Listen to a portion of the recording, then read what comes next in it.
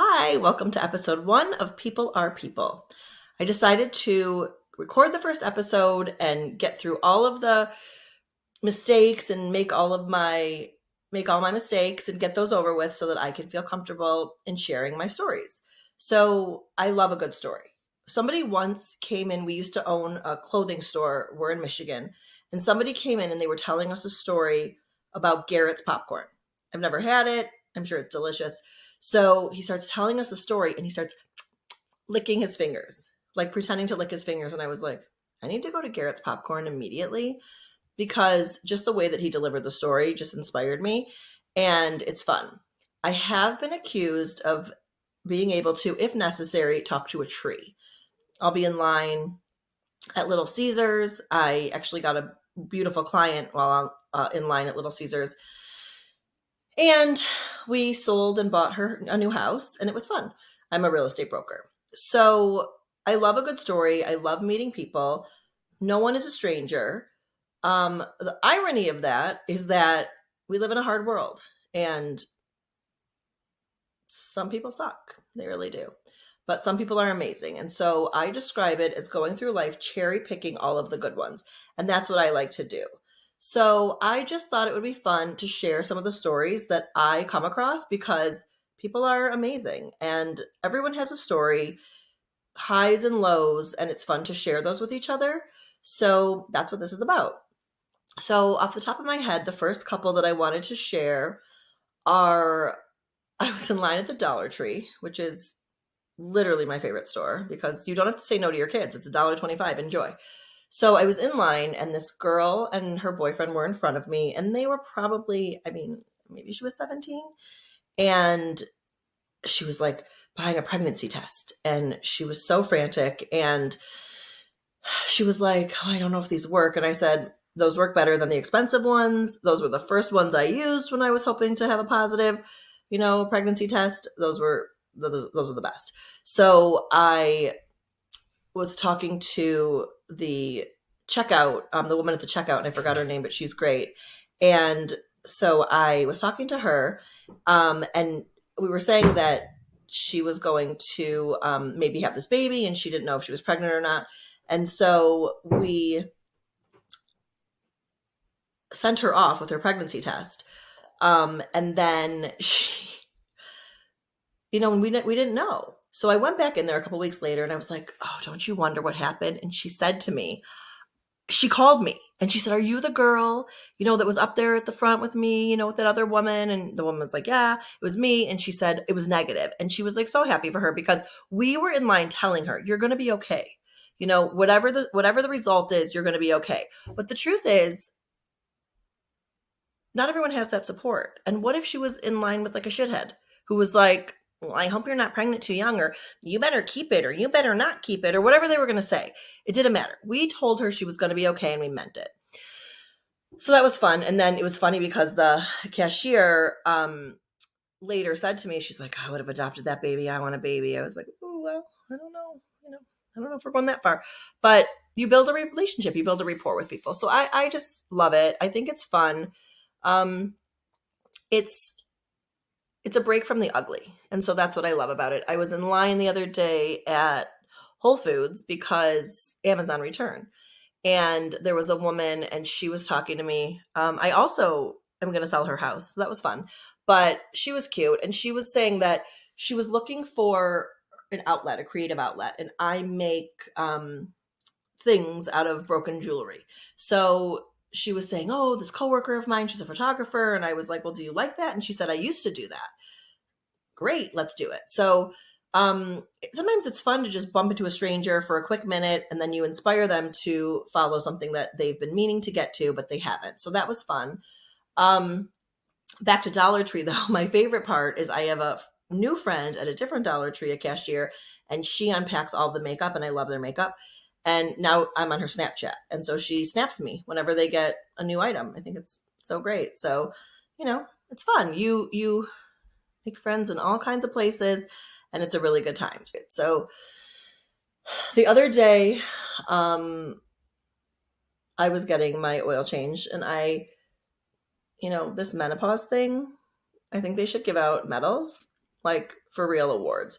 So I was at the oil change place and I was sitting down and working. And this man came in and he seemed kind of like a lot. And they were so nice to him and he was so nice, but like I just wasn't feeling it. Like normally I'll talk to a tree. I didn't feel like talking, which is almost unheard of. So he sat down. There was a chair next to me and then a space, like a table and then two chairs and a gentleman and his little 3-year-old, two, maybe even like a 1-year-old. So there's plenty of other chairs available, but he sits on top of me. I mean, he should have sat on my knee. So he was very sweet. Oh, we have a leak in the house because I bought a money pit.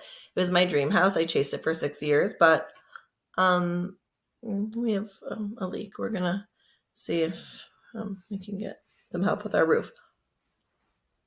I just burned my light bulb out. Wowzers. Anyways, so this gentleman sat down literally on my lap. And I just wasn't in the mood, which I know is not nice, but sometimes I'm a bitch. So, but he started talking to me and I was like, oh, And then he was like, oh, remember when we could leave work at home? And I was like, yeah, I work remote and, so I work like 5 jobs. I love income. I love being able to update my home and help my family. And so whatever comes my way that appeals to me, that's my jam. So I was thinking, I don't really want to engage, but I don't want to be rude. And the Jimmy Carter's funeral was on. And I was sort of interested in the eulogies. It was really cute. I mean, cute, but 2 of the eulogies that were read were written by gentlemen that have already passed away. They were read by their children, 2 of their sons. And it was so nice because apparently when Jimmy Carter was dying, they thought he thought he was dying of cancer years prior. He had them his friends write eulogies, and then he lived so much longer, like 20 years. So they actually already passed away. So the sons were reading the eulogies, and I thought that was sweet. So I wanted to listen.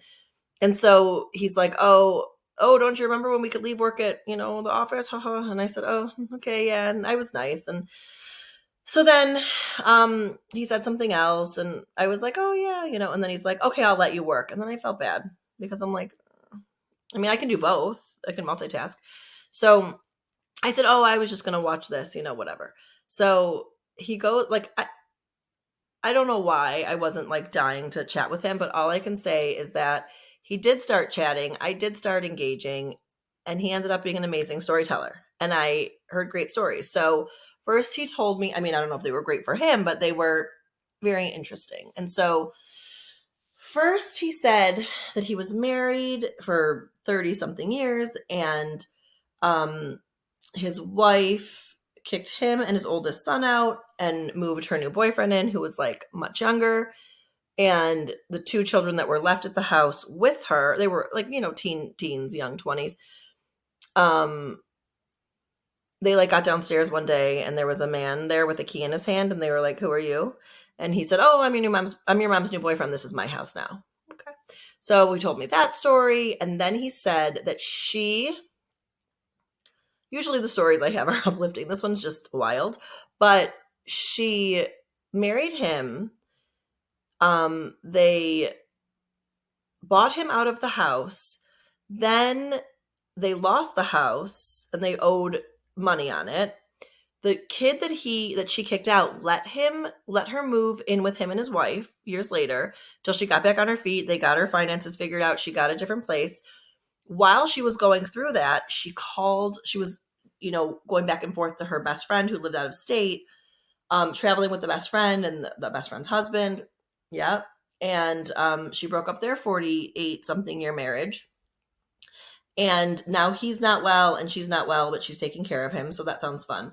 And then he said, and I was like, but he has a great wife now. And I was like, oh, we're just at the oil change. I'm just going to get my tires rotated really quick. So he went on to say, and it's so tragic, but it's also like, it's horrifying and tragic, but it's also sort of like poetic. Like she, this is what she loved. So his daughter had moved out of state to where it was warm.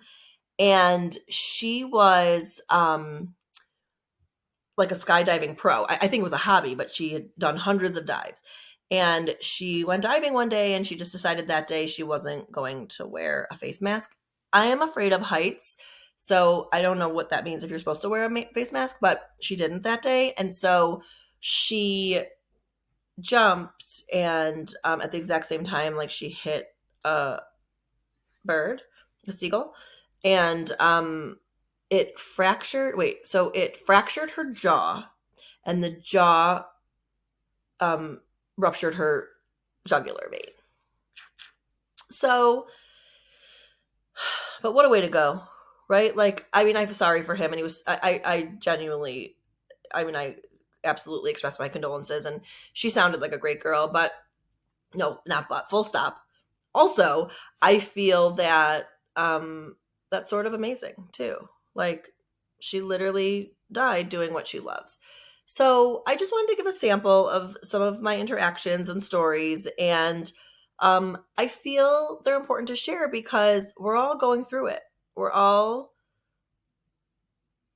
experiencing the good, the bad, and the what the fuck. And that's the bottom line.